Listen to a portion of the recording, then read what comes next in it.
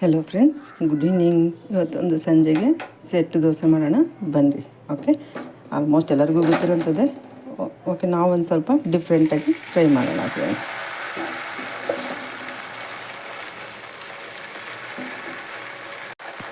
ನೋಡಿ ಫ್ರೆಂಡ್ಸ್, ಇಲ್ಲಿ ನಾನು ಸ್ವಲ್ಪ ಕ್ಯಾರೆಟ್ ತುರಿಯನ್ನು ಹಾಕ್ಕೊಳ್ತಾ ಇದ್ದೀನಿ, ಮತ್ತು ಕ್ಯಾಪ್ಸಿಕಮ್ಮು, ಸ್ವಲ್ಪ ಈರುಳ್ಳಿ, ಸ್ವಲ್ಪ ಕೊತ್ತಂಬರಿ ಸೊಪ್ಪು,